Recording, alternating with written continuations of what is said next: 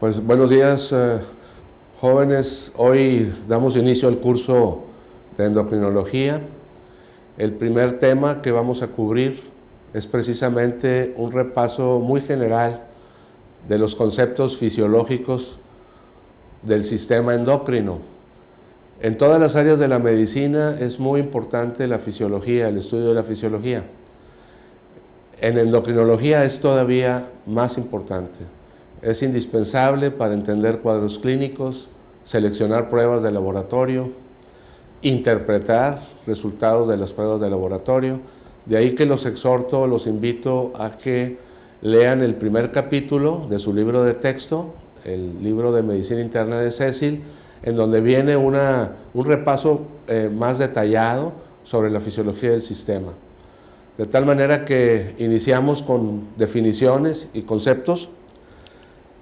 ¿Cómo se define la endocrinología? Pues de acuerdo a sus raíces etimológicas, pues sería el tratado de las glándulas endocrinas. La glándula sería pues un órgano capaz de secretar sustancias, y la glándula endocrina es aquel órgano capaz de secretar sustancia, liberar esta sustancia en la circulación y ejercer un efecto a distancia en un órgano blanco. Esta es la definición clásica de glándula endocrina, y esto permite diferenciarla del concepto exócrino, en donde la glándula libera su secreción a una cavidad corporal. Por ejemplo, las glándulas salivales, la porción exócrina del páncreas. La sustancia química que produce un órgano endocrino se define como hormona, y esta, en la definición clásica de endocrinología, ejerce un efecto a distancia en un órgano blanco. ¿Cuáles son las glándulas u órganos del cuerpo humano que cumplen con esta definición clásica de la endocrinología? El hipotálamo, hipófisis, tiroides, paratiroides, páncreas, suprarrenales, gónadas, desde luego testículo y ovario, y que son el tema fundamental de nuestro curso. Nosotros a lo largo de varias semanas vamos a estar revisando con ustedes las enfermedades más comunes de estas glándulas endócrinas. Sin embargo, es muy importante que el concepto del sistema endocrino sea completo. Estos son los órganos que cumplen con la definición clásica, con sus respectivas hormonas. Les recomiendo que memoricen qué hormonas produce cada una de las glándulas, y que van a ser el motivo del estudio durante todo el curso. Hubo dos avances en el laboratorio que permitieron revolucionar el concepto del sistema endocrino y ampliaron la definición que teníamos, esa definición clásica a la que yo hacía referencia. Uno de ellos es el radioinmunoanálisis. Es un método que por primera vez permitió medir con precisión la concentración de hormonas en circulación. Las hormonas circulan en concentraciones muy pequeñas, y antes del radioinmunoanálisis no era posible medirlas con sensibilidad y especificidad. Recurríamos a los bioensayos. Para que tengan ustedes una idea, si queríamos saber si una mujer estaba embarazada, tomábamos orina de la paciente y la inyectábamos en una rana en el laboratorio, y veíamos cómo la rana ovulaba, de tal manera que podíamos determinar la presencia de la hormona HCG, o coriogonadotrófica, que es una hormona que produce exclusivamente la placenta y que obviamente en condiciones normales únicamente se expresa en la mujer embarazada. Pero imaginen la cantidad de HCG que tendría que haber en esa muestra de orina para que pudiera inducir una ovulación en la rana. Ahora contamos con métodos ultrasensibles que nos permiten diagnosticar el embarazo a los pocos días después de la concepción. Entonces los bioensayos era la única alternativa que teníamos antes del radioinmunoanálisis. Las bases de este método iniciaron a principios de la década de los años 50, en el siglo XX. Los doctores Gerson y Bellow, que por cierto les dieron premio Nobel de Medicina por el desarrollo de esta técnica, lo que les da una idea de la importancia que tuvo, no solo en revolucionar la fisiología endocrina, sino también toda la medicina en su conjunto. El radioinmunoanálisis se basa en poner a competir en el suero del paciente la hormona que queremos medir con anticuerpos específicos dirigidos a la hormona, y con concentraciones de la hormona marcadas, en este caso con un trazador radioactivo, para permitir la interacción entre los tres componentes y calcular y determinar en base a una curva estándar cuál es la concentración fina que tiene la hormona en cuestión en esa persona. Entonces el radioinmunoanálisis, el primero por cierto, se hizo para medir insulina. Y la misma técnica o el mismo concepto de competencia de anticuerpos muy específicos, ahora monoclonales, con las hormonas en cuestión, aplicados en el tejido, permitió el desarrollo de la inmunoperoxidasa. Este método permite identificar qué hormona específicamente se produce en cada tejido o en cada célula del organismo.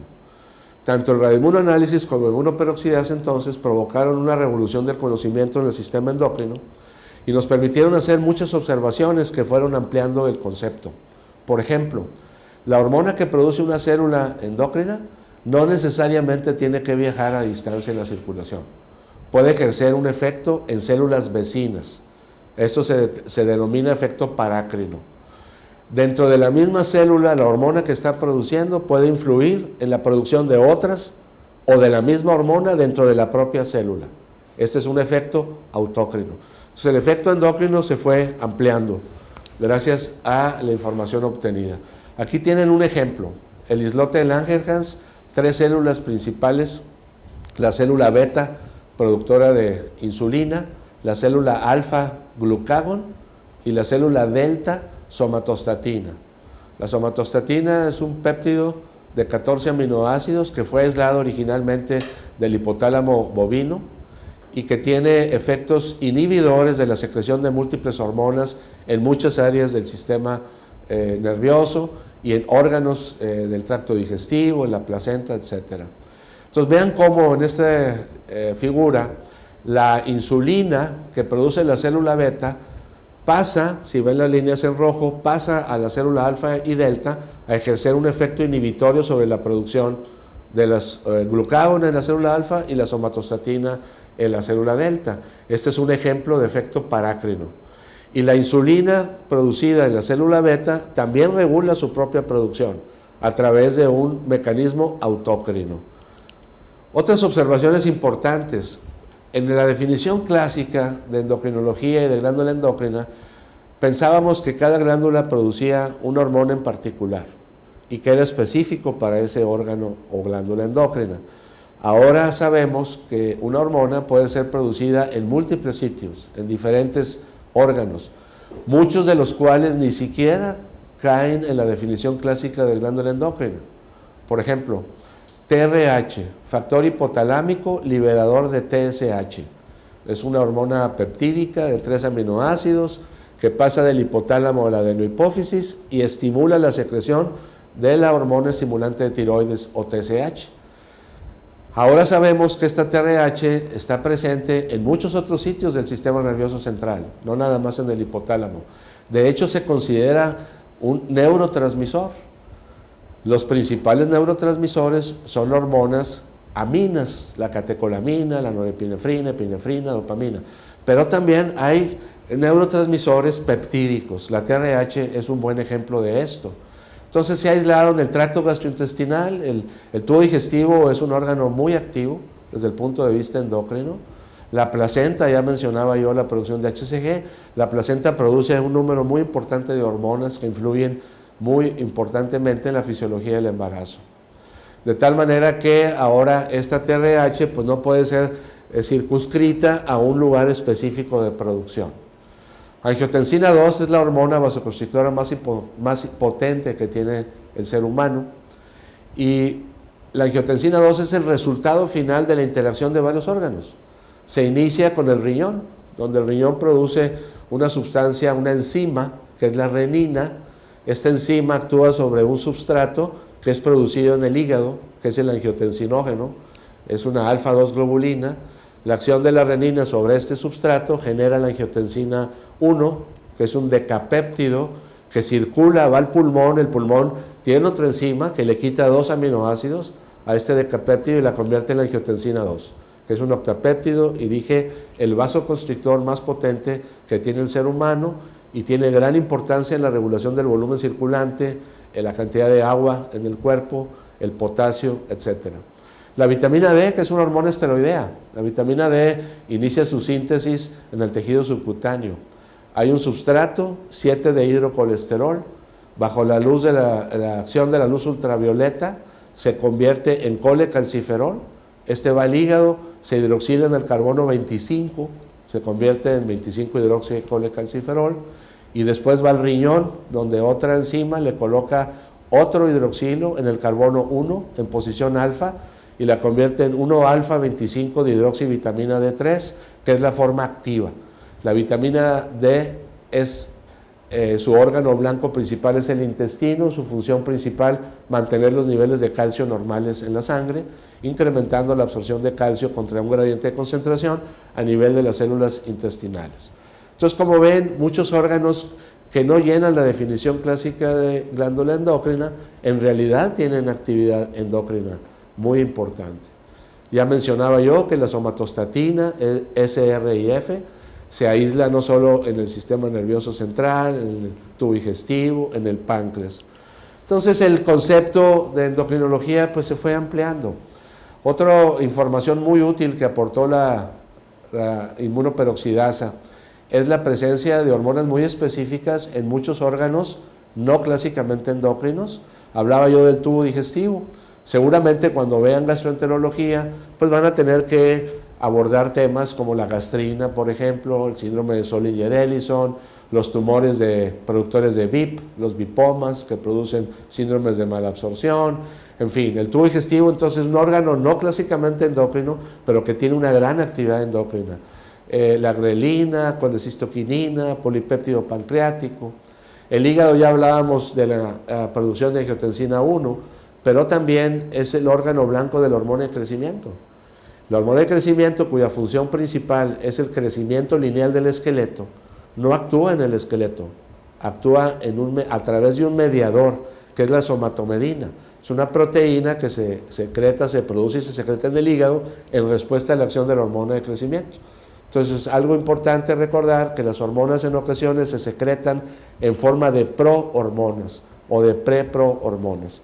El corazón produce hormona natriurética, el riñón también produce eritropoyetina, además de activar la vitamina D y de producir renina. El adipocito, que pensábamos hasta hace poco que era una célula de sostén, de soporte, de almacén de energía, ahora sabemos que produce un número muy importante de hormonas, están algunas de ellas ahí en la proyección, y es un órgano endocrino muy activo. Esto nos ha permitido un mejor entendimiento del proceso de saciedad, del apetito, del control del hambre, y que seguramente a mediano plazo nos va a permitir el desarrollo de intervenciones terapéuticas más efectivas para el principal problema de salud en todo el mundo, que es el sobrepeso y la obesidad, y las enfermedades que se asocian directamente con este problema. Entonces, la definición actual, la definición moderna del sistema endocrino, es que se trata de un sistema de comunicación celular que regula las funciones más importantes de los organismos vivos. Hasta un organismo unicelular. Vean ustedes aquí una proyección de una entamoeba histolítica. Es un protozoario, como ustedes saben, unicelular. Esta amiba es capaz de detectar alimento, de formar pseudópodos para moverse hacia donde esté el alimento, ingerir el alimento. Una vez que el alimento está dentro de la amiba, digerir ese alimento y llevar a cabo diversas funciones. Se reproduce.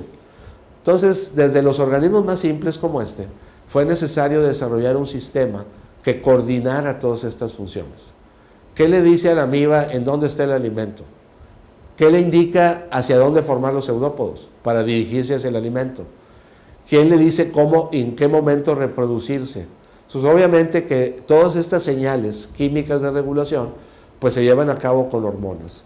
En organismos unicelulares marinos muy primitivos se han podido aislar péptidos muy parecidos a las hormonas del ser humano, a la ACTH, a la colecistoquinina, de tal manera que el sistema es un sistema de comunicación y regulación celular. A medida que los organismos vivos se fueron haciendo más complejos y que salieron los animales del mar, anfibios y luego ya animales terrestres, se fue desarrollando el sistema endocrino se fue haciendo cada vez más complejo. De tal manera que en el ser humano hay 4 funciones básicas del sistema. La reproducción de la especie, obviamente es sumamente importante. El crecimiento y desarrollo, desde el bebé que nace midiendo, no sé, 40, 45 centímetros, hasta una persona adulta, hay un proceso de cambio, de desarrollo, de diferenciación, de especialización de muchas de las funciones de los órganos del cuerpo humano, en donde tiene que haber el sistema que regule este crecimiento y desarrollo, y ese es el sistema endocrino. El balance de energía, cómo podemos mantenernos días sin comer, sin morirnos. La homeostasis del milieu que describían los franceses, los fisiólogos franceses del siglo XIX. El milieu es el ambiente en donde se desarrollan todas las funciones del cuerpo humano. Me refiero a concentración de agua, a concentración de electrolitos, al pH, de tal manera que el sistema endocrino también es fundamental en la regulación de este milieu para que estas células de todos los órganos del cuerpo humano puedan llevar a cabo sus funciones de manera normal. Ahora bien, el sistema endocrino es antiguo, mucho más antiguo que el sistema nervioso, que también tiene una función de coordinación y de comunicación celular. De hecho, los dos sistemas, ya en los organismos vertebrados, se empieza a integrar, anatómicamente se integran en el hipotálamo. Podemos encontrar evidencia visual de esa comunicación entre el sistema endocrino y el sistema nervioso. Y entre los dos, ahora ya en el cuerpo humano, llevan a cabo la función de coordinación y regulación de estas funciones. Ahora bien, vamos a hablar sobre la hormona, que es esa sustancia química que producen las glándulas endocrinas y que llevan la señal. Ya dijimos, no necesariamente a distancia, puede ser parácrina la acción o autócrina, pero finalmente esa es la sustancia química producida por un órgano endocrino que lleva finalmente la señal a las células que está regulando o comunicando. Las hormonas pues se pueden clasificar en función de su estructura química. Si seguimos este orden, pues estarían las proteínas, las aminas, las hormonas tiroideas o yodotironinas y desde luego las hormonas esteroideas. Las proteínas a su vez se pueden subclasificar dependiendo de su peso molecular. Hay algunas hormonas proteicas pequeñas de menos de 2000 daltons, hay otras mucho más grandes de más de 2000 daltons. Aquí pueden ver en estas proyecciones ejemplos, no lo tienen que memorizar, esto es algo conceptual, ¿no? Hay hormonas proteicas pequeñas, otras más grandes, la mayoría son de más de 2000 daltons. También las hormonas proteicas se pueden subclasificar dependiendo de la cantidad de moléculas de carbohidrato que tienen, su estructura. Ahí que el POMC, que es la proopio gamma melanocortina, es una hormona muy grande producida en la adenohipófisis y que es una preprohormona que da origen a muchas hormonas, ACTH, alfa melanocito estimulante, beta melanocito estimulante, endorfinas, encefalinas. Y luego están la FSH, LH, HCG y TSH, todas ellas conocidas como el grupo de las glicoproteínas, hormonas glicoproteicas, están constituidas por dos subunidades. La subunidad alfa es exactamente igual en las 4 hormonas. Lo que hace diferente la acción son pequeñas diferencias de aminoácidos en la subunidad beta, que eso es lo que le da la especificidad a la acción hormonal. La FSH en la mujer, su acción es estimular el folículo ovárico para prepararlo para la ovulación a la mitad del ciclo. En la mujer la LH rompe el folículo ovárico y produce la ovulación a la mitad del ciclo. En el varón la FSH estimula la célula de Sertoli, que es la célula que produce los espermatozoides. Y la LH en el varón estimula las células intersticiales del testículo para producir testosterona, que es la hormona masculina más importante en el varón. La gonadotrofía coriónica, ya hablaba yo que en condiciones normales solamente se produce en la placenta. Sin embargo, hay neoplasias que de manera adecuada producen HCG, tumores de testículo, por ejemplo. Hay una desdiferenciación de las células malignas del testículo, se activan genes que no deberían de activarse y empiezan a producir hormonas de manera ectópica. Entonces, en la patología endocrina existen síndromes paraneoplásicos con producción ectópica de diversas hormonas. Eso seguramente lo van a estar revisando durante el curso. Y la hormona estimulante de tiroides también tiene una subunidad alfa y la subunidad beta un poquito diferente a las otras tres, y eso le da la especificidad para estimular el crecimiento de la glándula tiroides y la producción de hormonas tiroideas. La tiroglobulina es una glicoproteína de alto peso molecular, más de 600.000 Daltons, que es como la línea de ensamblaje de las hormonas tiroideas. Está ubicada en el coloide. Recuerden la histología de la tiroides, células foliculares que rodean al centro el coloide tiroideo, y en ese coloide está la tiroglobulina, y en esa tiroglobulina hay muchos residuos de tirosina, y las células tiroideas tienen la capacidad de que esos residuos de tirosina se les peguen átomos de yodo a través de enzimas peroxidasas, formando entonces las hormonas tiroideas. Cuando una tirosina se le unen 4 átomos de yodo, hablamos de T4, cuando tiene 3 átomos de yodo, hablamos de la T3. Entonces la tiroglobulina es la línea de ensamblaje donde se sintetizan las hormonas tiroideas. Ahora, ¿cómo se sintetizan las hormonas? Hablando de las hormonas proteicas, igual que cualquier otra proteína. Existe en el núcleo la información genética dentro del DNA, del ácido nucleico, desoxirribonucleico, la información que codifica para la síntesis de proteínas específicas. Se activa este DNA, se produce un RNA mensajero. Ese RNA mensajero va al retículo endoplásmico rugoso, a los ribosomas, y ahí empieza la lectura de esa secuencia, produciéndose una proteína que es almacenada en una vesícula de transporte del aparato de Golgi, se incorpora al aparato de Golgi, termina de procesarse, se vuelve a formar la vesícula o gránulo ya de secreción, lista para ser secretada a la circulación a través de un proceso de exocitosis. El ejemplo de la insulina es una hormona que se produce como proinsulina en la célula beta. Podemos ver ahí la cadena alfa y la cadena beta unidas por 2 puentes disulfuros. Pero en la proinsulina, esta insulina nativa, está unida la cadena beta con la alfa a través de un péptido conector o péptido C. Son 35 aminoácidos. La C es de conector porque conecta la subunidad beta con la alfa de la insulina, y esa es la forma como se produce en el ribosoma, en la célula beta. Dentro del aparato de Golgi tiene que procesarse y debe haber enzimas que liberen la insulina y separen el péptido C. De tal manera que por cada molécula de insulina que secreta la célula beta, se secreta una molécula de péptido C. Posteriormente veremos cuál es la aplicación clínica de este conocimiento, pero les informo que sí tiene mucha aplicación clínica, que eso lo veremos ya cuando tengamos la reunión presencial.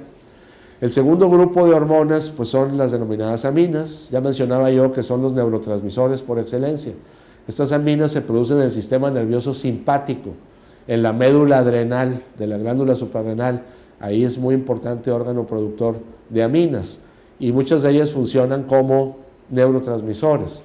Aquí está resumidamente cómo se producen, cómo se sintetizan en el tejido simpático, partiendo de la fenilalanina y pasando por una serie de reacciones enzimáticas hasta la epinefrina. No es necesario que se aprendan de memoria todos estos pasos metabólicos. Esta es una plática que la manejo a un nivel conceptual. Entonces vean cómo el producto final es norepinefrina, y a través de la enzima catecol-ortometiltransferasa, la norepinefrina se convierte en epinefrina. Este dato es importante porque el único tejido simpático que puede este último paso de norepinefrina a epinefrina es la médula suprarrenal. Es el único tejido simpático que tiene esta enzima que permite este paso. Hay patologías de la médula suprarrenal, entre ellas los tumores, como el feocromocitoma, que es causa de hipertensión secundaria y que seguramente van a comentar más adelante, en donde uno de los retos, una vez que se diagnostica este tumor, es ubicarlo. Puede estar ubicado en cualquier sitio de la cadena simpática, desde el órgano de Zuckerman en la vejiga hasta el glomus yugular, pegado a la carótida, desde luego pasando por la médula suprarrenal. Entonces, de tal forma que cuando en un paciente con feocromocitoma predomina la epinefrina en circulación, pues significa que seguramente está ubicado en la médula suprarrenal, que es el único tejido simpático capaz de producir este cambio metabólico. Entonces vean cómo algunos ejemplos o analogías de cuál es la aplicación clínica de este conocimiento. No es un conocimiento inútil, es muy importante, indispensable para entrar al estudio de la patología de estas glándulas. Las hormonas tiroideas ya me explicaba cómo se forman en la glándula tiroides. Mencioné que hay dos, T4, T3. La T3 reversa es una forma de catabolismo de las hormonas tiroideas cuando el organismo no requiere de acción tiroidea. Entonces, al quitarle a la T4 un átomo de yodo en una posición específica, se puede convertir en T3. Pero si se quita en otro carbono, se convierte en T3 reversa. La diferencia es muy importante porque la T3 es la hormona activa, es la que va a ir a los tejidos, de tal manera que tiroxina también es una prohormona, parecido a la hormona de crecimiento, parecido a la proinsulina. Entonces imaginemos un individuo que está en ayuno prolongado, porque no puede comer, porque está a dieta. En esa circunstancia sería muy deleterio para el organismo que hubiera mucho consumo de energía, que hubiera mucha actividad de las hormonas tiroideas, que hubiera mucha actividad del metabolismo y del gasto energético. En ese momento el sistema cambia, predominan deyodinasas que van a convertir la T4 a la T3 reversa. Creo que cuando vean tiroides seguramente van a hablar un poquito más de esto. El último grupo de hormonas desde el punto de vista químico pues son las hormonas esteroideas, hormonas muy importantes para la función sexual y la reproducción. En la mujer estrógenos, progesterona, en el hombre testosterona, dihidrotestosterona, los glucocorticoides, que ejemplifica aquí la hidrocortisona y que es una hormona indispensable para la vida y la respuesta al estrés de los individuos, los mineralocorticoides como la aldosterona y la vitamina D, de la cual ya hablamos un poco anteriormente. Todas ellas derivan del colesterol. El colesterol que tanto hemos satanizado y que cuando se eleva en proporciones fuera del rango normal, sobre todo su fracción LDL o de baja densidad del colesterol, se acumula el exceso en las paredes arteriales y nos dan problemas de tipo cardiovascular como el infarto, el accidente vascular cerebral. Y bueno, todos tratamos de que esos niveles de colesterol no se eleven. Pero finalmente el colesterol es un compuesto sumamente útil para el ser humano, para el organismo. De hecho, las hormonas esteroideas todas se derivan de él. Por eso la glándula suprarrenal tiene mecanismos de captación de colesterol muy sensibles y muy eficientes para poder aportar ese sustrato. El colesterol tiene alrededor de 30 carbonos y empieza a sufrir una serie de acciones enzimáticas para convertirlo en pregnenolona, que es el punto de partida de la síntesis de todos los esteroides. Ya es una molécula de 21 carbonos. Esa pregnenolona se convierte en hidrocortisona, los glucocorticoides tienen 21 carbonos, cuando se le quitan 2 carbonos se convierten a los andrógenos y los estrógenos tienen 18. Tanto la testosterona como los demás andrógenos, la androstendiona, la dihidroepiandrosterona, se convierten a estrógenos, quitándole un carbono adicional. Aquí ven ustedes la vía metabólica de síntesis de las hormonas esteroideas. No pretendo que se las aprendan. Simplemente vean la complejidad. Cada número que ven ahí representa una enzima que está descrita en la parte inferior derecha de la proyección. Una enzima que está participando en la síntesis de estos compuestos. Enzimas que pueden estar defectuosas. Ya lo veremos durante la clase presencial, la aplicación clínica de este conocimiento. Algunas de ellas son muy graves, estas deficiencias, y no dan síntomas al nacer. De tal manera que deben ser incluidas en el tamiz neonatal, que es un método que debe aplicarse en todos los recién nacidos. Una gotita de sangre del talón se pone en un papel filtro y esto nos permite identificar más de 39 enfermedades al nacimiento que no dan manifestaciones clínicas, pero que son causa de retraso mental irreversible o de muerte en menores de 1 año, si no se detectan a tiempo. Una de ellas es la deficiencia de 21-hidroxilasa, que ven ustedes aquí como número 4. Esa es la deficiencia más común en el ser humano. Y esta enzima convierte la 17-alfa-hidroxiprogesterona en 11-desoxicortisol, que es un paso previo a la síntesis de cortisol. De tal manera que esta deficiencia La niña suele nacer con ambigüedad de genitales, porque se elevan los andrógenos suprarrenales por ese bloqueo, pero el varón no se le nota nada. Se va el paciente a su casa y a la semana, a las 2 semanas, regresa chocado, con diarrea, con vómitos, no se piensa el diagnóstico, no se tiene el diagnóstico y el paciente fallece pensando que tuvo una infección gastrointestinal y que se deshidrató y se murió de esa infección. Entonces, el bloqueo suprarrenal, que hay muchos ejemplos, pues es importante que lo tenga un médico general que entienda que existen estos problemas, que la más frecuente debe ser incluida en el tamiz neonatal y saber la referencia de dónde está esta vía metabólica para cuando haya necesidad de accesarla, cuando tengamos un caso sospechoso de alguno de estos bloqueos. Ahora bien, hay hormonas que no pueden circular solas. Las hormonas proteicas sí circulan solas, son hidrosolubles y viajan libremente en la circulación, pero hay otras hormonas que no. Por ejemplo, las hormonas tiroideas, los glucocorticoides, todos los esteroides, las hormonas sexuales, la vitamina D, no pueden viajar solas, tienen que tener un transporte, un autobús que las lleve en la circulación. Y esos transportes son proteínas que produce el hígado y que están en la fracción alfa-2 globulina. Está la hormona tiroidea, la hormona fijadora de hormona tiroidea, la TBG, es la más importante para transportar hormonas tiroideas, aunque también la albúmina y la prealbúmina participan un poco en el transporte de estas hormonas.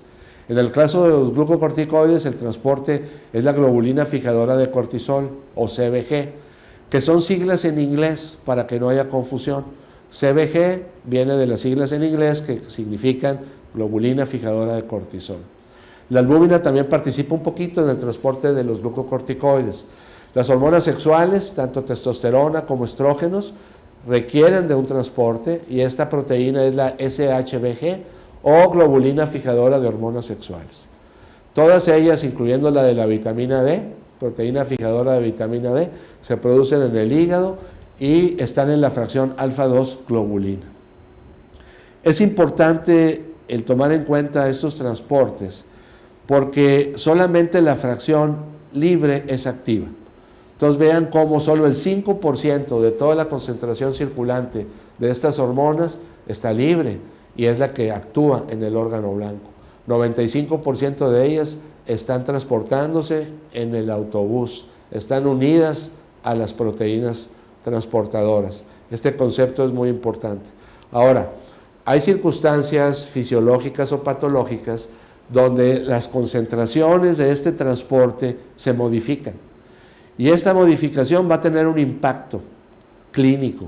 Por ejemplo, el embarazo es una situación fisiológica donde el transportador de la hormona tiroidea se eleva de manera muy importante, la TBG, de tal manera que el eje tiroideo detecta la caída de la fracción libre, estimula TRH estimula la TSH en la adenohipófisis, la TSH va a la glándula tiroides a estimularla para que aumente su producción.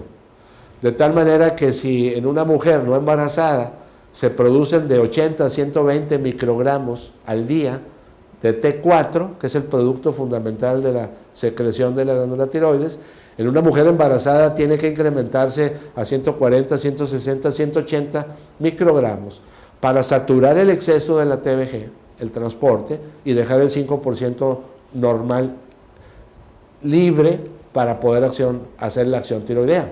Entonces el embarazo es un estado eutiroideo, pero a expensas de un incremento en la concentración de T4. Entonces si vemos un perfil tiroideo en una mujer embarazada, vamos a encontrar su T4 total muy alta. Y si la vemos sola, vamos a decir tiene hipertiroidismo, y no simplemente es el reflejo del incremento de la proteína transportadora. Entonces en este caso es muy importante tomar en cuenta esto. Las mujeres que toman anticonceptivos es lo mismo. Entonces es importante considerar estos aspectos en la interpretación de los perfiles tiroideos. En otras circunstancias, por ejemplo la cirrosis, que hay un aumento de las globulinas, en este caso las alfa-2 globulinas y todas estas proteínas transportadoras, hay un incremento muy importante de la proteína que transporta las hormonas sexuales, la HSBG. De las dos hormonas, tanto estrógenos en la mujer como testosterona en el hombre, la que tiene mayor afinidad por esta proteína transportadora es la testosterona. De tal manera que en el hombre, en el varón cirrótico, va a haber un desbalance entre las concentraciones de testosterona y estradiol, puesto que la testosterona se va a ir a fijar el exceso de ese HBG, va a disminuir la testosterona libre y va a predominar relativamente la acción estrogénica y el varón se va a feminizar. Entonces, dentro de las manifestaciones clínicas de la cirrosis está la feminización de los varones, la caída de vello axilar, disfunción sexual, atrofia testicular, ginecomastia. Y entonces aquí vemos un ejemplo donde una alteración de la proteína transportadora se traduce en un efecto clínico nocivo, en este caso en pacientes con cirrosis. En todos los exámenes de las mediciones hormonales de estas hormonas que requieren transporte, es muy importante tomar en cuenta qué medicamentos está tomando el paciente para poderlos interpretar adecuadamente. Entonces, pues, en la concentración de la plasmática de proteínas transportadoras va a influir en la determinación de las pruebas y en el cuadro clínico de algunos de estos trastornos. Ahora bien, ya circularon las hormonas, unas en transporte, otras libres, como las proteicas. ¿Qué le dice a esa hormona proteica cuál es su órgano blanco? ¿Por qué la TSH actúa en la tiroides y no en el ovario o en el testículo? Y viceversa, ¿por qué la LH o la FSH no actúan en la tiroides? Y eso se determina por la presencia en el órgano blanco de receptores específicos para tal hormona. Entonces, el único órgano que en condiciones normales tiene receptores para TSH es la glándula tiroides. El único órgano en la mujer que tiene receptores para FSH es el folículo ovárico. El LH en el varón, la célula intersticial de Leydig. Entonces, estos receptores hormonales son los que dan la especificidad de la acción hormonal. Y también es muy conveniente revisarlos en lo general, porque alteración de los receptores también se traducen en alteraciones clínicas de muchas de las glándulas que vamos a estudiar durante el curso. Estos receptores dependen de la composición química de la hormona que lleva la señal o el primer mensajero, sería la hormona en cuestión. Cuando son hormonas peptídicas, que son hormonas de peso molecular muy grande, hidrosolubles, no son liposolubles, lo que significa que no pueden atravesar libremente la membrana celular. Entonces, las proteínas, las hormonas proteicas, requieren de receptores de membrana poder hacer su acción en la célula blanco. En cambio, los esteroides, como son liposolubles y de pesos moleculares pequeños, 200 a 300 de peso molecular, pueden pasar muy bien la membrana celular. Y entonces el receptor de las hormonas esteroideas está en el citoplasma, una proteína citoplásmica que se une al esteroide y juntos viajan hasta el núcleo, donde influye la producción de DNA, RNA mensajero para la síntesis de proteínas específicas que finalmente dan el efecto final de la hormona. Por otro lado, las hormonas tiroideas, vean cómo son pequeñas, de peso molecular más inferior que las esteroides, son liposolubles y esas se van hasta el núcleo de manera directa. Tienen receptores nucleares en donde influyen la actividad del DNA, la síntesis de RNA mensajero, para llevar a cabo la producción de una proteína que va a mediar finalmente la respuesta biológica de esta hormona. En el caso de las hormonas proteicas, hay diversos receptores, pero todos ellos tienen denominadores comunes, aspectos comunes a todos ellos. Por ejemplo, todos son de membrana. Ya lo dije, ya expliqué por qué tienen que ser receptores de membrana. Y todos tienen 3 dominios o tienen 3 subunidades. Un dominio extracelular, que es la que capta la hormona en circulación, que es donde se une la hormona específica en circulación. Esta unión genera cambios bioquímicos en la estructura de la segunda subunidad, que es la transmembrana. Y finalmente estos cambios en la subunidad transmembrana se traducen en activación de una tercera subunidad que está dentro de la célula, en el citoplasma, y que es la que finalmente va a ejercer la acción química para generar lo que llamamos el segundo mensajero. Y que este segundo mensajero es el que va a dar el efecto final de la hormona en ese órgano blanco. Entonces no se deben aprender de memoria estos 4 tipos de estructuras distintas, pero sí el concepto, que tiene 3 dominios. El dominio extracelular, el transmembrana y el dominio intracitoplásmico para llevar a cabo la acción de la hormona proteica. El segundo mensajero de las hormonas proteicas más común es el AMP cíclico, el adenosín monofosfato. Pero también está el GMP, está el calcio y el glicerol, cuando se activa la vía del inositol trisfosfato. Y estos segundos mensajeros se producen dentro de la célula en función de la acción de la tercera subunidad o subunidad catalítica que tiene el receptor de membrana que yo explicaba. Este es un ejemplo que les debe dejar más claro el concepto. Se trata de una hormona proteica que es la antidiurética, es una hormona muy pequeña, menos de 2000 daltons, se produce en el hipotálamo y se almacena en la neurohipófisis y es una hormona indispensable para mantener el volumen circulante del individuo. Cuando hay ausencia de antidiurética en diversas patologías, fractura de base de cráneo que se lleva el tallo hipoficiario, tumores del hipotálamo, de la hipófisis, que también destruyen esas neuronas productoras de ADH, hay una deficiencia de esta hormona, se produce un síndrome clínico que se conoce como diabetes insípida. Esos individuos, al no tener la acción de la antidiurética, orinan de 20 a 30 litros al día. El riñón, ustedes saben, filtra 20 a 30 litros de orina, pero se reabsorbe la mayor parte, de tal manera que podemos producir de orina alrededor de 1,5 litros, 2 litros al día. Todo ese exceso de orina filtrada se debe reabsorber por la acción fundamentalmente de la antidiurética. Eso es una hormona muy importante para el mantenimiento de la bulimia. Esta hormona proteica actúa a través de un receptor de membrana, obviamente por ser proteína. Aquí ven ustedes una célula del túbulo distal del riñón, donde es el órgano blanco de la antidiurética. Está la antidiurética, se une al receptor, es un receptor que activa la adenilciclasa. La adenilciclasa convierte el ATP en AMP cíclico. Este AMP cíclico fosforila muchas proteínas dentro de la célula del riñón, entre ellas la tubulina, una proteína que en condiciones de reposo está disuelta en el citosol de la célula del túbulo distal y en respuesta a esta fosforilación por el AMP se polimeriza y forma microtúbulos. Estos microtúbulos son los que permiten la reabsorción mecánica del paso mecánico del agua hacia la circulación. Entonces vean cómo una señal química a través de un receptor de membrana se traduce en un fenómeno o en una acción fisiológica tan importante como esta en el ser humano. En el caso de los esteroides, decíamos, el receptor está en el citoplasma. Imaginemos que este es un diagrama que pretende ejemplificar una célula del intestino, que es el órgano blanco de la vitamina D. Llega la vitamina D al citoplasma, se une a un receptor específico, viajan al DNA en el núcleo y se activan ciertas secciones de bases de nucleótidos del DNA para producir RNA mensajero que lleva la información para codificar una proteína que toma calcio de la luz intestinal y la lleva contra gradientes de concentración a la absorción, a la circulación. Entonces, una proteína que ayuda a la absorción de calcio, que es la función principal de esta hormona. Entonces, vean también cómo una hormona, en este caso esteroidea, a través de esta unión con el ácido nucleico en el núcleo de la célula, puede llevar a cabo su efecto final. Ahora bien, si estuviéramos diseñando un sistema de regulación celular que lleve a cabo esas funciones tan importantes que yo mencioné, tendríamos que preguntarnos, si este es el sistema que regula las funciones más importantes del cuerpo, ¿quién lo va a regular? ¿Quién va a coordinar todo este sistema?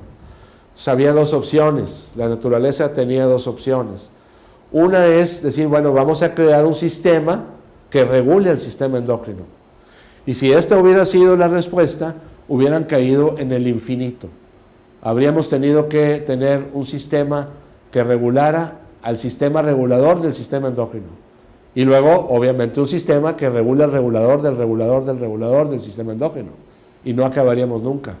Entonces la naturaleza optó porque el sistema se autorregulara, se controla solo. Y para poderse controlar solo, echa mano de varios mecanismos fisiológicos que están ahí proyectados. Retroalimentación es uno de los más socorridos. Reclutamiento de respuestas coordinadas, por ejemplo, el estrés. Si no hay una respuesta hormonal adecuada y coordinada en el estrés, el organismo humano se muere. El paciente se muere. Necesita responder el sistema endocrino en situaciones de estrés, cuando hay accidentes, traumatismos múltiples, cirugías muy extensas. Y finalmente los ciclos y ritmos. Vamos a ver la retroalimentación.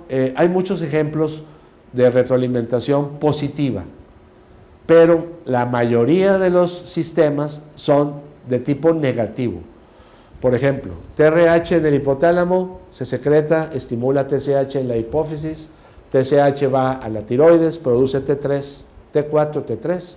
Esta T3, que es la activa, va al hipotálamo e inhibe TRH, va a la hipófisis e inhibe TSH. Entonces, de tal manera que se autorregula la producción de hormonas tiroideas para mantener siempre el rango normal de concentración. Entonces, es un ejemplo de retroalimentación negativa.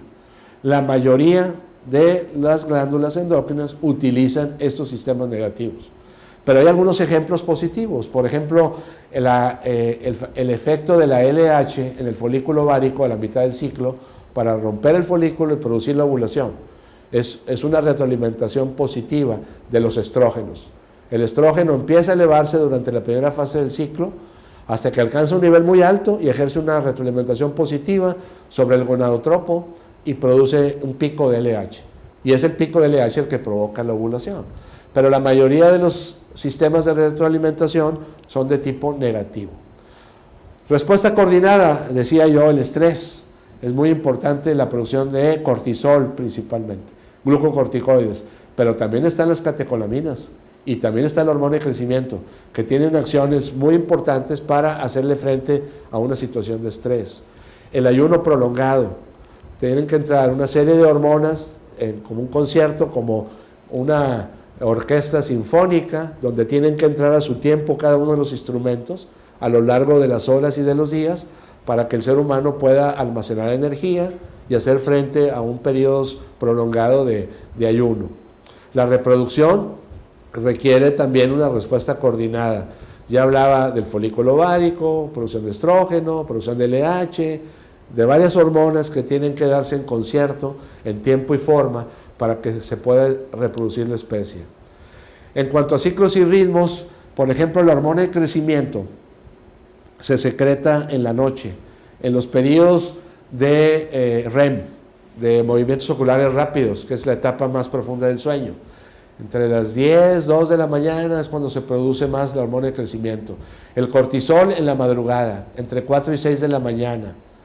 Ejemplos de ciclos, está la pubertad, el ciclo menstrual de la mujer. Entonces, todos estos son mecanismos fisiológicos que permiten al sistema endocrino autorregularse. Finalmente, cuando hablamos ya de patología de las glándulas endócrinas, las enfermedades endócrinas que van a revisar en este curso, hay dos preguntas básicas que el clínico debe hacerse cuando ve a un paciente con estas enfermedades. La primera pregunta es, ¿cómo está funcionando esta glándula?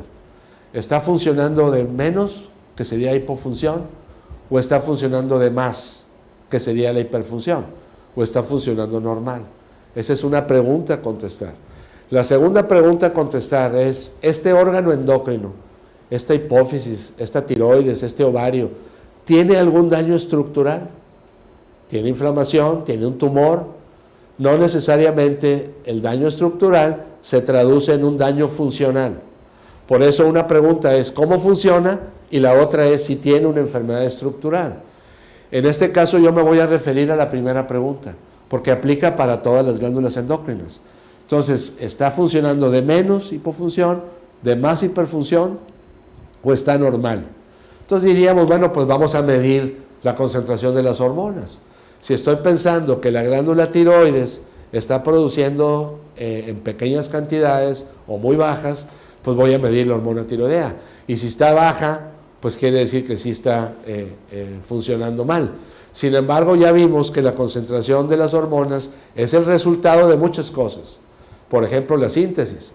Si la concentración está baja, puede ser que no se esté produciendo, o puede ser que no se esté secretando, o puede ser que no se esté transportando correctamente. Hablábamos de que las hormonas tiroideas requieren esa TBG para poderse transportar.